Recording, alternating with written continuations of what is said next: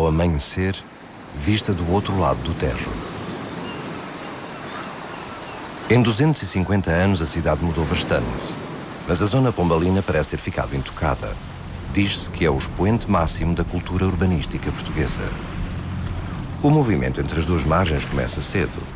Só que em vez de mercadorias e víveres que o Sul enviava para Norte, os barcos trazem gente que há muito deixou de habitar o centro de Lisboa.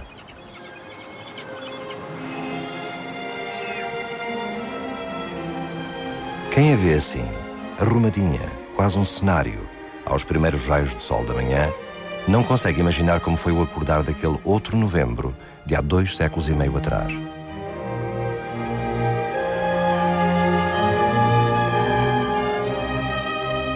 Das cicatrizes antigas pouco resta. Apenas os arcos nus e as paredes incompletas das ruínas do Carmo recordam o dia do terremoto. Morreu a cidade medieval para dar lugar a uma Lisboa iluminada, mas ficou intacta esta sentinela das desventuras passadas.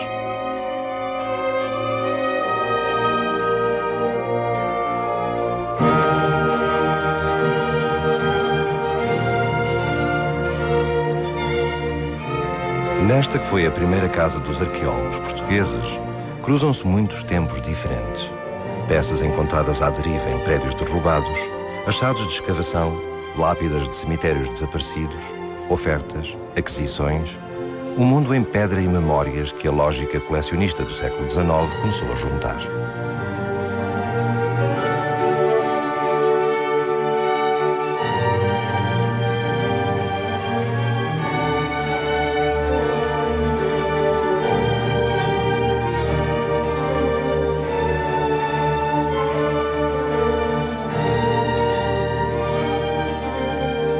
Mas como seria esse outro mundo que o terremoto de 1755 veio interromper? Esta maqueta do Museu da Cidade dá-nos uma ideia aproximada da estrutura urbana. Os relatos dos visitantes dão-nos outro tanto de informação, nem sempre isenta de preconceito. Lisboa era bela, era suja, uma formosa estrebaria, disse alguém. Resplandecia de ouro nas suas igrejas, mas nas ruas estreitas imperava o mau cheiro, o desarranjo e mendigos insistentes e barulhentos. Um destino exótico, uma quase cidade de África, no dizer de outro viajante.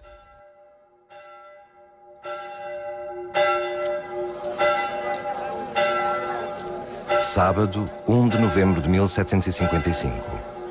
O amanhecer prometia calores desajustados para a época. Como era dia de Todos os Santos, as missas tinham começado cedo e sucediam-se em todas as igrejas e capelas da cidade. O movimento nas ruas era o de sempre.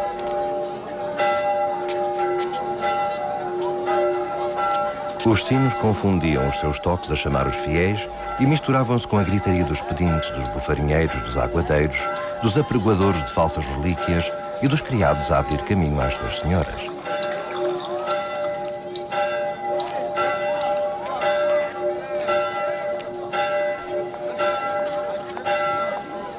Foi então que se começou a ouvir um som horrível, vindo das profundezas da terra.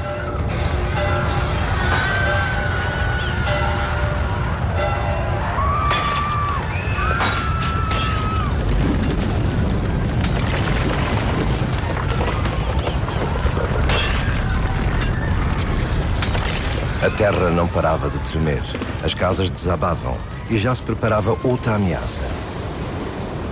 O mar começara a crescer como uma montanha e a enchente varria toda a zona ribeirinha.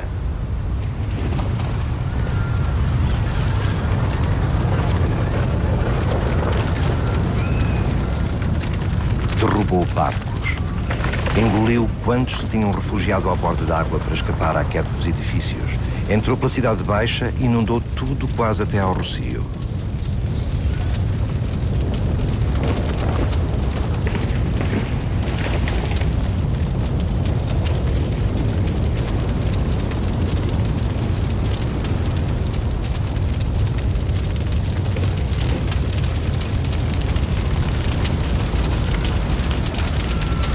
Depois foi o fogo, que se assenhoreava de tudo. Ateava-se o lume por todo o lado, fugia dos borralhos das cozinhas, atiçava-se das velas caídas das igrejas e era espalhado pelos ventos.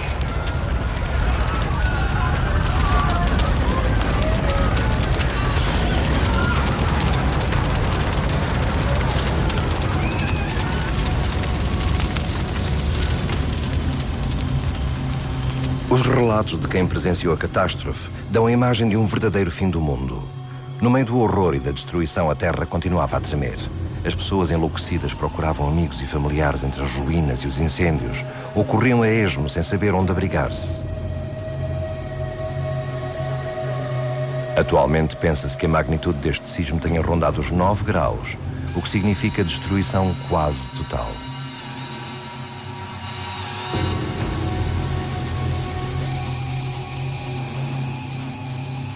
O sismo foi um sismo muito longo. As vibrações duraram pelo menos 6 a 7 minutos. 6 a 7 minutos, e há referências até vibrações que se estenderam por 15 minutos, embora intervaladas. Portanto, não houve vibrações contínuas, houve impulsos separados por períodos de repouso. Portanto, eu consigo imaginar o terror, não é? O terror provocado por esse fenómeno que se arrastou ao longo de minutos. Para as pessoas terá sido uma eternidade, não é? Uma verdadeira eternidade. E depois, como disse, a isso acumulou-se o efeito do tsunami, que chegou a Oeiras, estima-se que cerca de 25 minutos depois, chegou a Oeiras, portanto, estou a falar em mar aberto, não é? E que depois entrou pela barra do Tejo, onde se deslocou mais lentamente, porque a profundidade é muito menor. Há estimativas da chegada à Marvila de cerca de 70 a 90 minutos após o sismo. Ainda persistem as dúvidas sobre a localização da falha ou falhas que originaram o terremoto de Lisboa. A existência do maremoto indica que terá sido no fundo do mar, provavelmente a sudoeste do território continental português. Nos últimos 15 anos, progrediu-se muito nos conhecimentos, mas ainda há muita informação contraditória. Mesmo entre os cientistas, as respostas não são claras. Há um modelo que tem sido defendido recentemente por colegas do Instituto Superior Técnico que admitem que o sismo de 1755 corresponde de facto a 2 sismos separados, um que terá sido gerado no mar, na área que eu já referi, sudoeste de Portugal continental, e outro que terá sido gerado, desencadeado pelo primeiro, na região do Vale do Tejo. Está a ver? Como há, de facto, interpretações tão dispares. Pessoalmente, e no grupo onde eu me insiro, não concordamos com este modelo. Mas os colegas do Instituto Superior Técnico apresentam os seus argumentos, nós apresentamos contra-argumentos. Mas tudo isto vem, de facto, de certa maneira, e fundamentalmente, da contradição entre os testemunhos, entre os dados que existem. E, portanto, aquilo que se tem tentado fazer é testar as várias hipóteses, criar modelos a partir das várias hipóteses e depois comparar esses modelos com a realidade conhecida. Prever um sismo não é possível, mas a ciência continua a avançar. As análises a sedimentos recolhidos no fundo do oceano permitem descobrir os sismos do passado e estabelecer o seu intervalo de recorrência. Nós sabemos que no futuro ocorrerão sismos como o de 1755. Seguramente vão ocorrer. Em média, eles ocorrerão com um intervalo da ordem de entre os 1000 e os 2000 anos. Em média. Mas não quer dizer que esta periodicidade aconteça.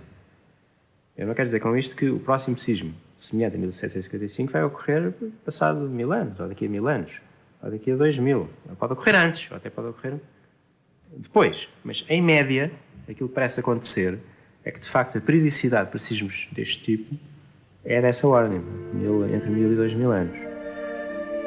Como se poderá medir a dor e o pânico e o desalento no meio de uma tal desordem? E ainda havia quem se aproveitasse do infortúnio, pilhando quanto conseguisse. Esses, se apanhados, eram enforcados na hora. Não se ouviam senão choros, lamentações e coros, entoando bendito, ladainhas e miserere. Lisboa teria cerca de 200 mil habitantes, terão morrido 10 a 15 mil pessoas, mas há estimativas que apontam para 40 mil. A morte tornou-se vulgar, não é? A cidade tornou-se um vasto túmulo. O Voltaire fala dos mortos enraivecidos, do bravio tumulto dos mortos na cidade. E, de facto, a cidade passou a ser um espaço de morte. A morte estava na rua, a morte estava encoberta por entre ruínas e O halo da morte dominou durante vários dias a cidade. Muita gente morreu na derrocada das igrejas. Na igreja do Sacramento ao Chiado caiu o frontispício, a abóbada, 2 torres e o coro. Terão perecido aqui 75 pessoas. Mas um dos mortos só foi descoberto por acaso há cerca de 15 anos.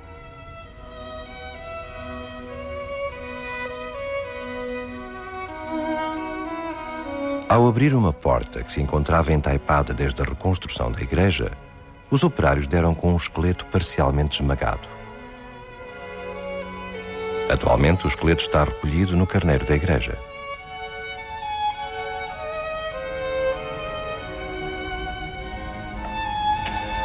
Estudos feitos na sequência do achado concluíram por morte acidental resultante de catástrofe. Na altura da escavação, ainda eram visíveis os vestígios do desabamento. Quem era, homem ou mulher, que idade tinha, o que fazia, são perguntas que talvez nunca sejam respondidas. O morto do Sacramento ficará para sempre no anonimato. Não houve enterro para os milhares de mortos do terremoto. A maior parte dos corpos nem sequer foi encontrada. Muitos cadáveres são incinerados naturalmente. Outros são lançados ao Tejo com pesos atados para, naturalmente, se afundarem. De certa maneira, e utilizando esta imagem, o Tejo funcionou como um cemitério que Lisboa não tinha. Para evitar contágios, justamente, esta ideia de transportar o maior número de cadáveres em batéis e lançá-los ao Tejo para evitar os contágios. Mas, mesmo assim, muitos cadáveres permaneciam insepultos entre as ruínas e os seus corpos começavam a degradar-se. De modo que, para Sebastião José de Carvalho e Melo, era prioritário dar sepultura a esses cadáveres. Fizeram-se valas comuns. Os cadáveres foram sepultados a uma profundidade superior do que era normal e, em última decisão, tomada pelo Senado da Câmara e pelo Regedor das Justiças do Reino, ao tempo do Duque de Lafões, foi lançar breu e alcatrão sobre os últimos cadáveres que jaziam entre as ruínas. E nas ruínas ficaram. Para a prática religiosa de então, esta terá sido uma medida dolorosa. As terraplanagens feitas para a reconstrução da cidade esconderam ainda mais os vestígios da morte e até hoje não foi encontrada qualquer vala comum com mortos do terremoto. O que é interessante, e se me permite, é que não houve exéquias. Esses mortos foram enterrados sem exéquias religiosas e foram enterrados assim com a permissão do Patriarca de Lisboa e com a permissão das mais altas dignidades eclesiásticas, portanto, violando preceitos do direito canónico e até das constituições sinodais. Mas a emergência recomendava que se desse pronta sepultura e se fizessem desaparecer rapidamente os mortos, até por questões políticas, porque, de facto, um dos argumentos da riqueza das nações, na época, era o número de vivos. Quanto mais populosa fosse uma cidade, potencialmente mais rica ela seria. Muitas das riquezas de Lisboa ficaram reduzidas a cinzas. A Biblioteca Real, os opulentos recheios de igrejas e palácios, a ópera, perderam-se 35 igrejas, 55 palácios, 10.000 edifícios. O Palácio dos Condes de Belmonte, junto ao Castelo de São Jorge, sofreu uma tal ruína que não podia ser habitado. Do incêndio que destruiu a ermida do palácio, salvou-se uma imagem do Bom Jesus Reformador. Manteve-se num oratório para agradecer as vidas que foram poupadas. Esta já não é a imagem original.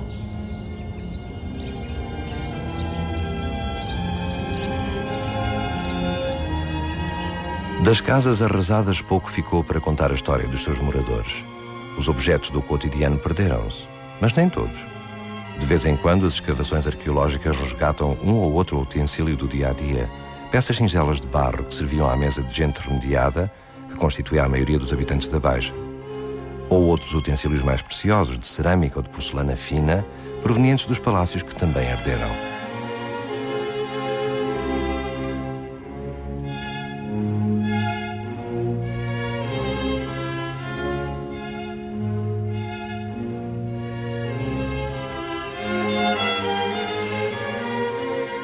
No meio do desespero, houve gente que arriscou a vida para salvar um santo ou uma relíquia. Foi o caso de 2 devotos do Senhor Jesus dos Navegantes e da Senhora da Caridade. A história é contada nas paredes de azulejo desta ermida. A capela primitiva onde se encontravam as imagens pertencia a uma irmandade de marítimos do Mocambo, um aldeamento de pescadores e negros.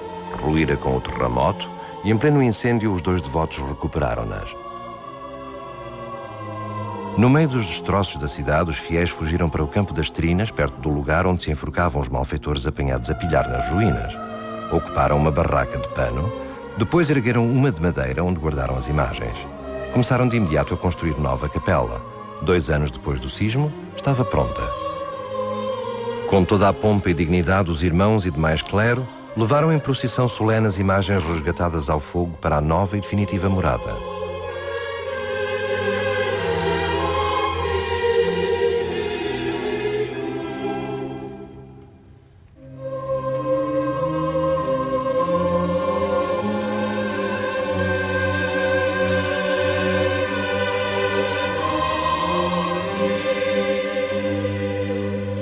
A Irmandade ainda hoje existe. Aos pés do Cristo protetor dos navegantes e da Senhora da Caridade, já não são marítimos que pedem proteção. Mas o nome ficou e batizou a Rua dos Navegantes. E o bairro da Lapa cresceu à volta da ermida.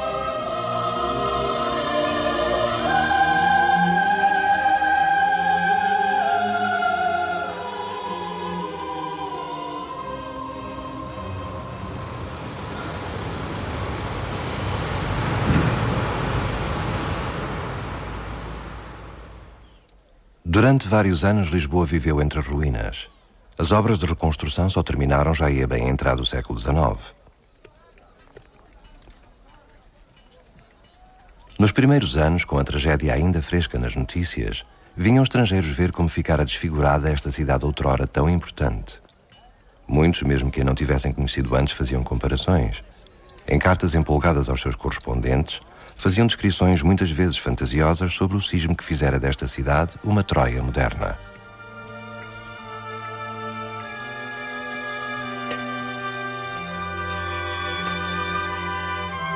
O terremoto também fora sentido noutros locais da Europa e até em África, mas ficará para sempre como o terremoto de Lisboa.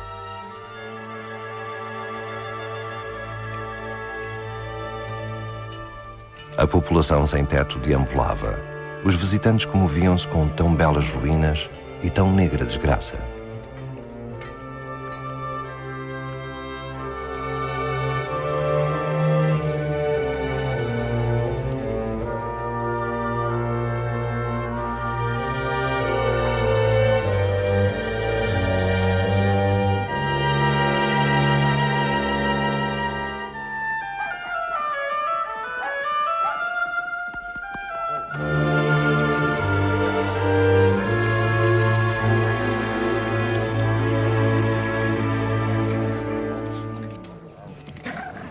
A igreja de São Nicolau foi uma das que se perdeu totalmente.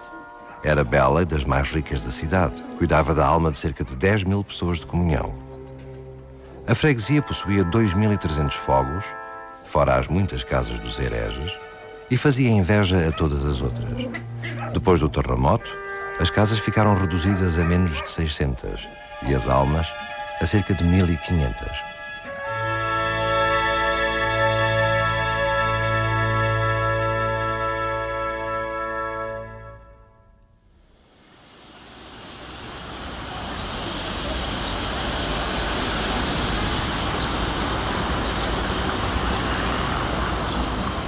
A igreja de São Nicolau atual foi reconstruída no mesmo sítio, embora com orientação diferente por exigência do novo plano da cidade.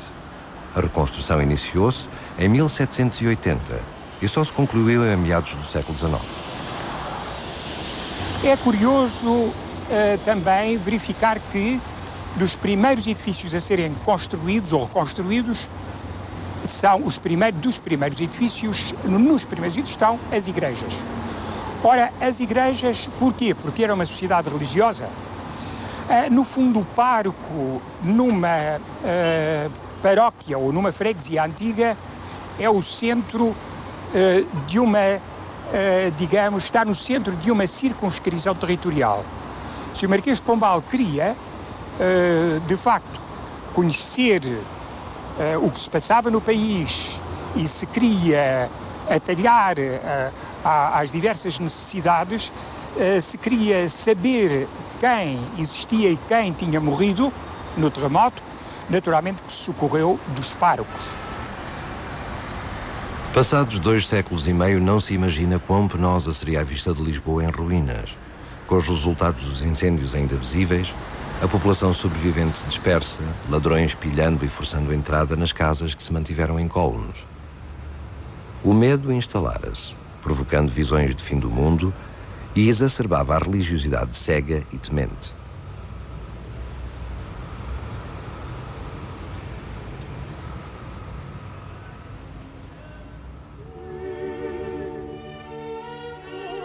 Esta visão de desespero e desolação é mostrada nesta alegoria ao terremoto de 1755.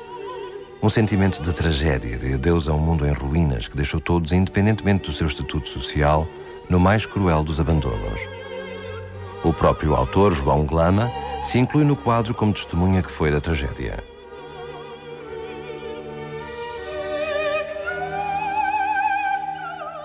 Corpos que sofrem com os olhos virados para o céu, à procura de uma justificação para tão incompreensível tormento.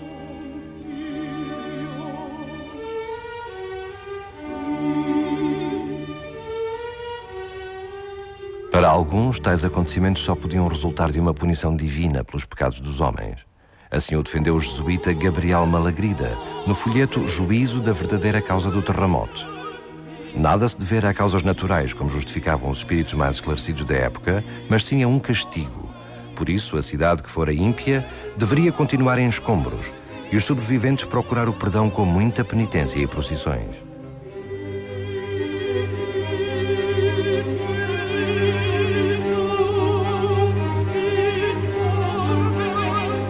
O folheto foi mandado queimar e o seu autor acusado de pernicioso e ímpio por reputar a castigos de Deus todos e cada um dos efeitos das causas naturais e naturalmente reguladas. Malagrida, que adquirira a fama de santo e de profeta, acabou também na fogueira.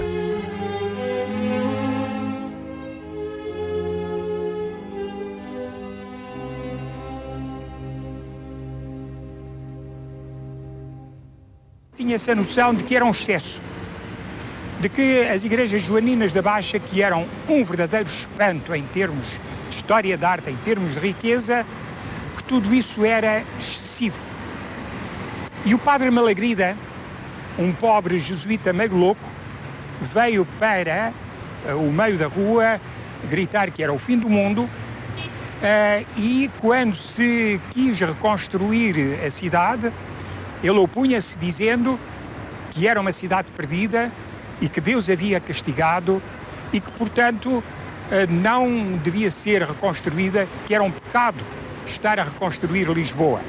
Claro que isto era uma heresia política, social, era uma heresia religiosa e, como tal, o padre Malagrida foi o último homem a ser queimado pela Inquisição. Nem todas as obras de arte de Lisboa se perderam no terremoto. O Aqueduto das Águas Livres, obra encomendada por Dom João V, pai de Dom José, aguentou-se firme, para grande espanto dos visitantes estrangeiros da altura.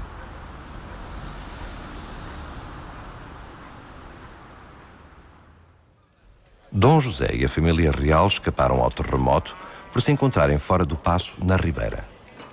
Mas do medo de voltar a viver debaixo de telha, nem o monarca escapou. Preferia uma tenda e depois uma barraca de madeira sem os perigos de ser atingido pela queda de alguma cantaria. A barraca tornou-se numa moda seguida por muitos nobres, mesmo por aqueles que mantiveram inteiros os palácios. A Real Barraca foi como ficou conhecido o novo paço do rei e da corte.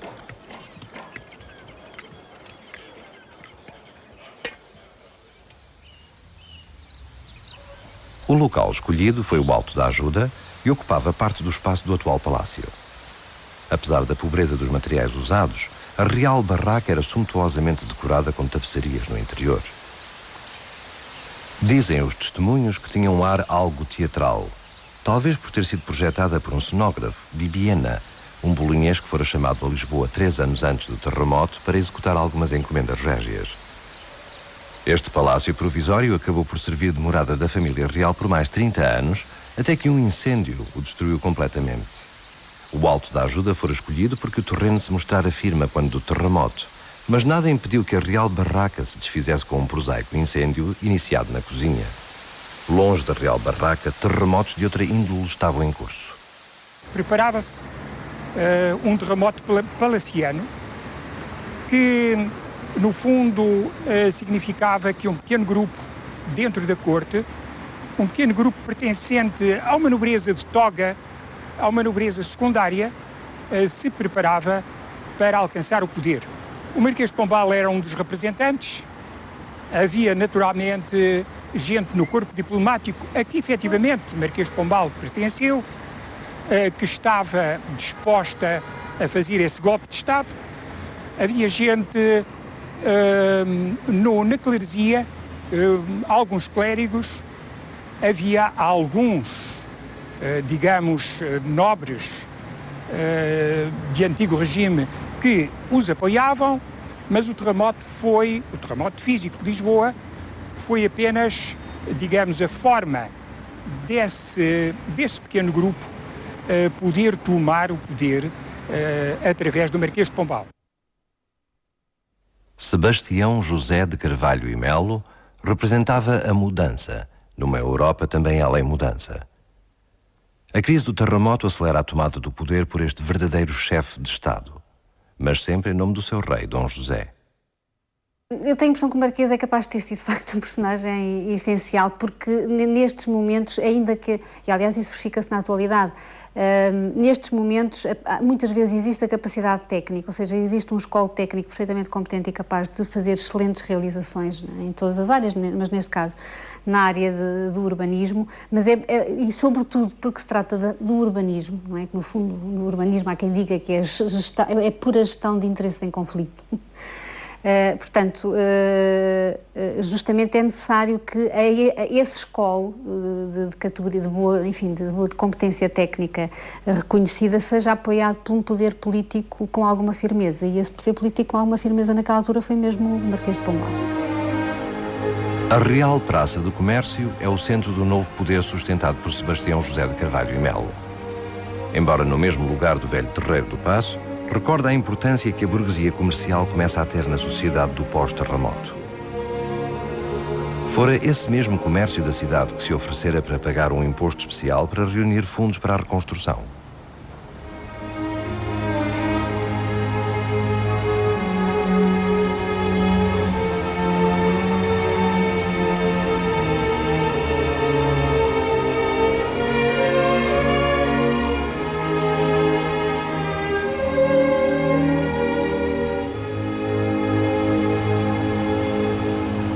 Terá o terremoto conseguido apagar de todo as várias cidades que Lisboa foi antes de novembro de 1755? Nesta zona situada à beira do esteiro do Tejo, que entrava pela baixa até ao Rocio, existiam fábricas romanas de conserva de peixe. O esqueleto pertence provavelmente a um desses operários de Roma que aqui terminou seus dias.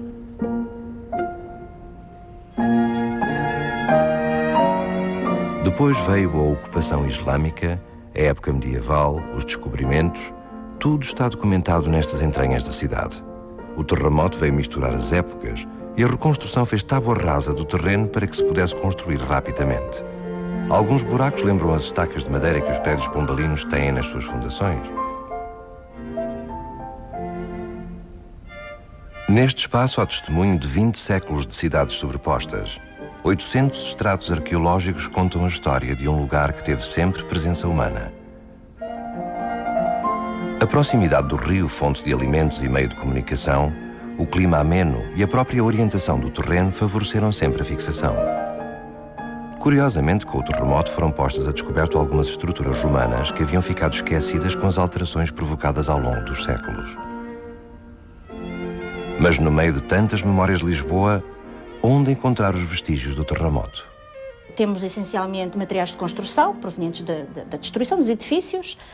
Temos também materiais arqueológicos de utilização doméstica, comum, de utilização industrial, tudo muito revolvido e muito misturado. Lá está, tanto pela destruição do terremoto, como depois das mobilizações que ocorreram durante a reconstrução.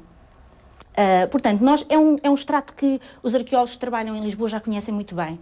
Normalmente, quando chegamos àquela camada, percebemos que estamos na camada do terremoto, não é? E sabemos que por baixo estão os vestígios da Lisboa pré-pombalina, como nós nos costumamos referir, precisamente a Lisboa que foi destruída, que existia antes do terremoto.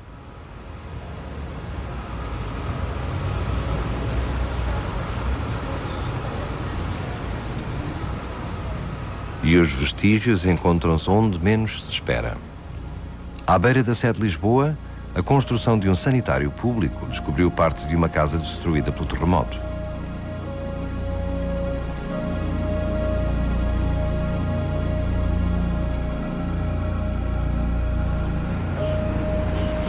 Nas obras dos parques de estacionamento da Baixa, as escavações têm sido profícuas. Na Praça da Figueira, que vemos nestas imagens de arquivo, os achados quase puseram em questão a própria construção do parque.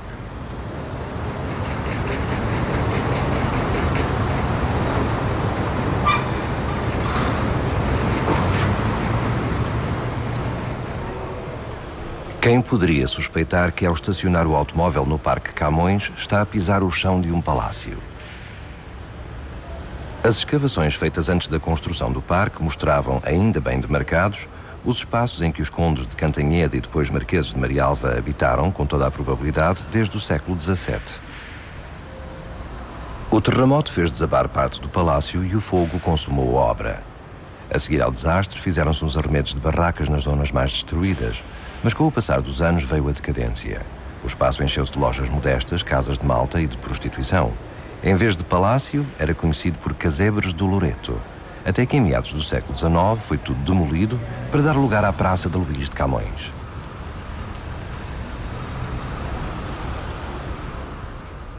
Uma das características da reconstrução pombalina e do plano pombalino para a Baixa de Lisboa assenta precisamente no desvio da orientação urbanística relativamente às pré-existências que já vinham, essas sim, da época romana. Então, tínhamos um urbanismo muito orientado para essa linha de água antiga e que já estava encanada há muito tempo na altura do terremoto.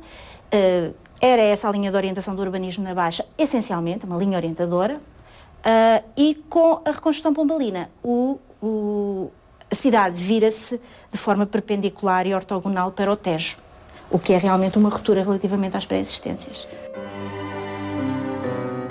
A cidade que o terremoto destruiu era uma intrincada rede de ruelas e becos, ruas tortas e estreitas, perdida ainda na sua confusão medieval. A nova Lisboa, pelo contrário, é concebida como um todo, planeada, organizada desde o subsolo ao desenho das fachadas. Deveria ser segura, porque essa era a grande preocupação de quem passara por uma tragédia como o terremoto, mas refletir também os novos tempos.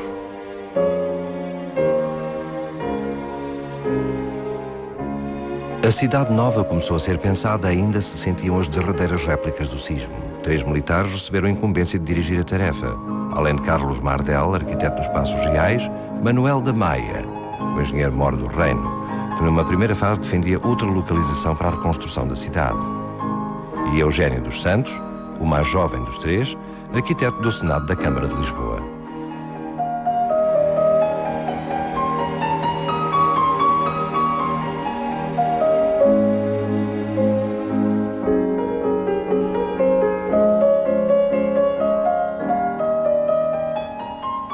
Em 1758, já os planos estavam em execução. Ruas retas, largas, os prédios de fachadas sóbrias, sistemas de esgotos no subsolo. No resto do chão funcionariam as lojas e comércios, os andares seriam alugados para moradia.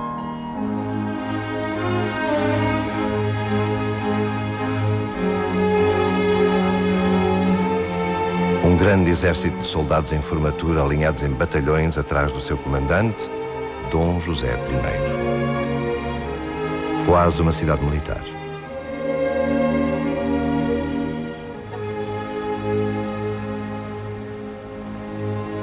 É uma grande obra, de facto, da engenharia militar portuguesa, sobretudo, porque justamente é o momento em que a engenharia militar portuguesa, já com um longuíssimo currículo na área do ordenamento do território e da própria urbanização, ao nível colonial, justamente atinge um ponto alto, enfim, de levar à prática toda a experiência acumulada no espaço do Império. A reconstrução pombalina, pensada em papel pelos engenheiros responsáveis pela obra e com o aval de Dom José, diga-se Sebastião José de Carvalho e Melo. Para a concretização rápida destes planos, tomaram-se medidas de exceção consideradas totalmente inovadoras para a época. Foram criados estaleiros de obras e oficinas aptas a fornecer elementos pré-fabricados. As indicações tinham de ser fielmente executadas dentro das diretivas da reconstrução, sob pena de multa.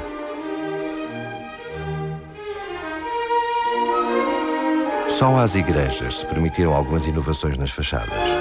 De resto, os prédios são uma repetição simétrica, sem elementos dissonantes. Mesmo os palácios obedeceriam às mesmas regras de uma quase modéstia, distinguindo-se não pelo seu tamanho, mas pelo número de janelas.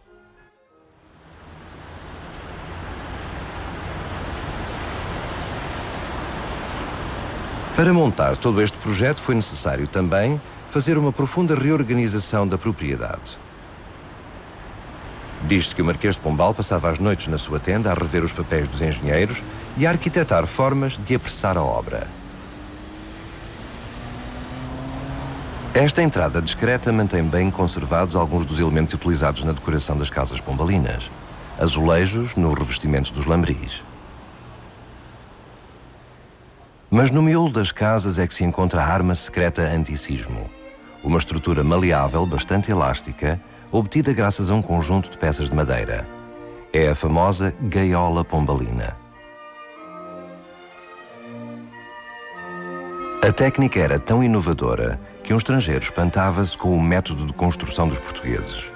O primeiro a chegar é o carpinteiro. Quando a gaiola do edifício está pronta, é que se chamam os pedreiros.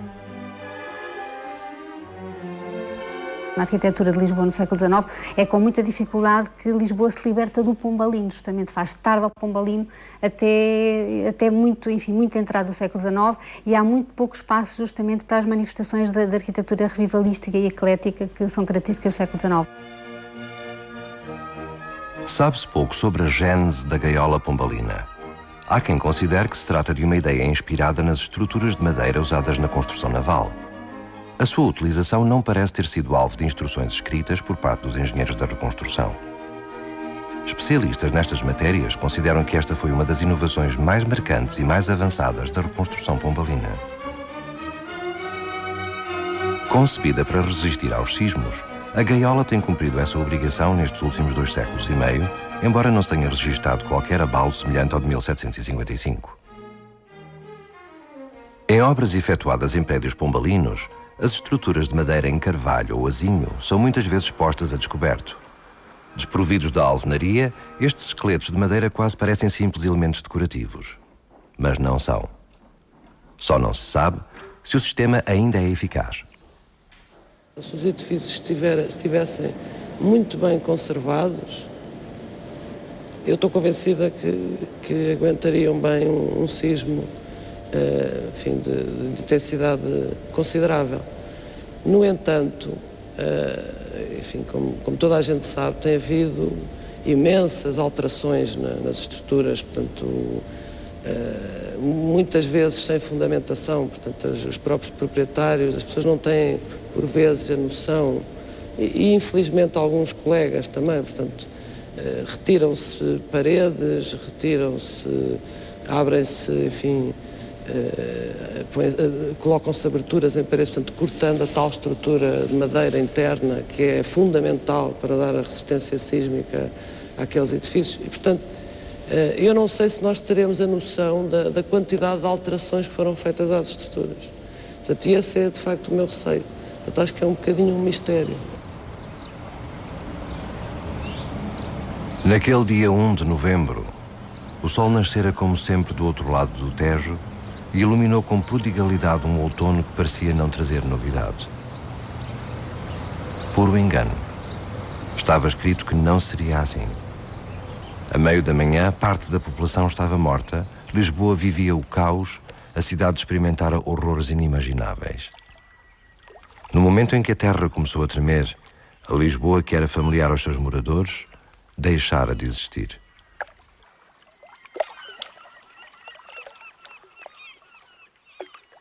O terremoto pode ser visto como a metáfora de uma nova ordem do mundo. À escala do entendimento da natureza, à escala da compreensão dos desígnios da providência divina e até, por que não dizê-lo, à escala da visão do tempo. O terremoto contribui também para desacralizar um pouco o tempo dos homens, não é? Para colocar Deus do lado de lá do palco e deixar que a ribalta da história fosse inteiramente ocupada pelos homens.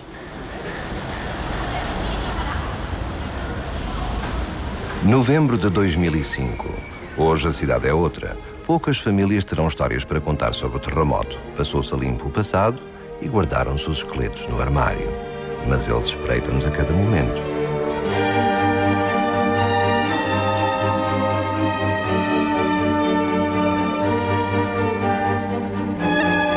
Este não é apenas um prédio pombalino desabitado. Quando foi feita a reconstrução da área, o quarteirão incorporou o que restava do convento de Corpus Christi, Corpo de Deus. Juntou-se no mesmo bloco a parte religiosa, casas de habitação e lojas. Paredes meias com os aposentos dos padres, colunas, tetos abobadados e arquivoltas, entre a sacristia e o coro alto, portas emparedadas e nichos disfarçados, viveram famílias e armazenaram-se bens de consumo.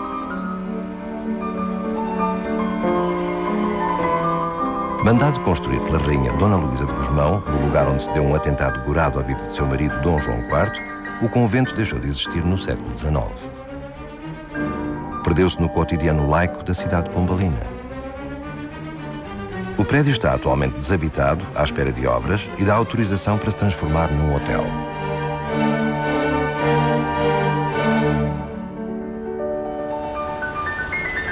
Muitas das janelas das ruas dos Banqueiros e de São Nicolau hoje estão fechadas. Com a extinção das ordens religiosas, viram partir os padres do convento do Corpus Christi, mas também a maior parte da população herdeira da cidade nascida do terremoto e as histórias do bairro. Vão-se contando pelos dedos os sobreviventes. As lojas tradicionais, as atividades que faziam da Baixa um lugar onde se podia encontrar de tudo ou remendar qualquer objeto, são raras.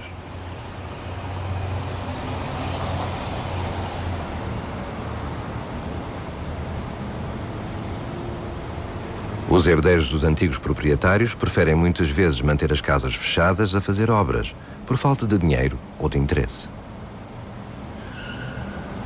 Resistem alguns, como o Sr. Gilberto, o último sapateiro da Rua dos Correieiros.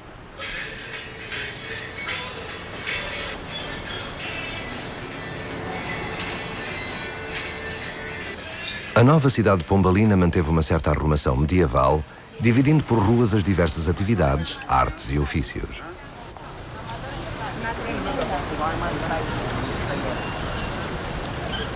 No Rossio, destinou-se um espaço aos chapeleiros. A chapelaria Azevedo Rua estabeleceu-se já no século XIX, mas veio cumprir esse desígnio da reconstrução pombalina. Mantém-se na mesma família desde então.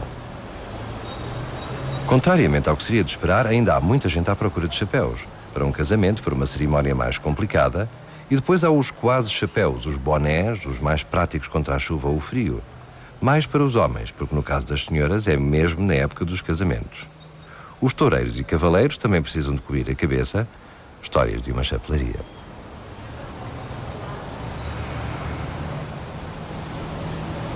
Passos apressados atravessam o Rossio. Parados, só mesmo os africanos e outros imigrantes que aqui marcam o encontro com os patrícios ou procuram emprego entre os conhecidos.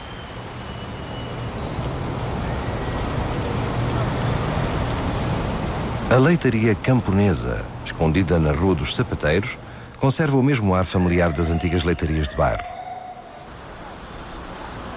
Pertence a um tempo em que o forte não era a bica e o jornal, mas em que se podia beber um copo de leite tirado de uma vaquinha escondida num estábulo num quintal. Mesmo os fregueses da bica e do jornal já são contados pelos dedos, porque este bairro já não é bem um bairro e há pouco tempo para deitar conversa fora.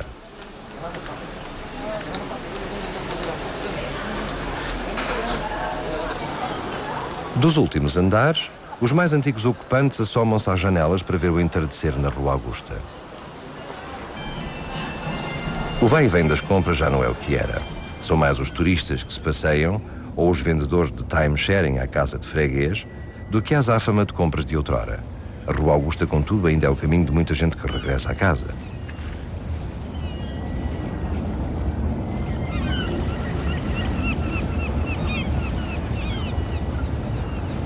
Quem foge apressado de Lisboa, a contar com um longo tempo que vai passar nos transportes, talvez nem se dê conta do sol que lhe atravessa o caminho. A contabilidade do dia faz-se distraidamente, sem deleites com a natureza.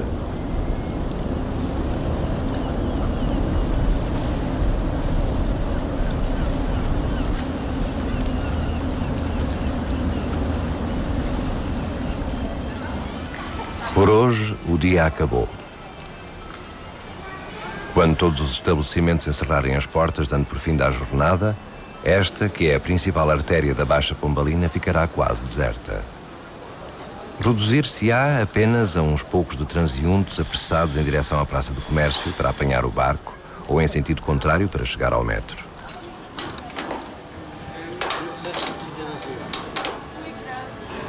A Baixa tem vindo a perder residentes. Nos últimos anos, as 3 freguesias passaram de 40.000 pessoas para 2.000. Tal como os moradores, os prédios envelheceram. Faltam-lhes condições para a vida de hoje em dia. O povo que a reconstrução pombalina quis fixar na cidade renascida fugiu para as periferias. As casas da Baixa foram fechando, mantendo-se apenas como armazéns das mais variadas mercadorias. Há centenas de casas fechadas e degradadas. 250 anos depois do grande terremoto, esta Lisboa dilacerada passou de bela ruína a cidade iluminada. Cruzaram-se nela os destinos e as histórias de várias gerações. E agora, que futuro lhe estará reservado? Mas ao anoitecer, vista do outro lado do Tejo, nesta calma aparente e contida, parece que nem os séculos nem as tragédias passaram por ela.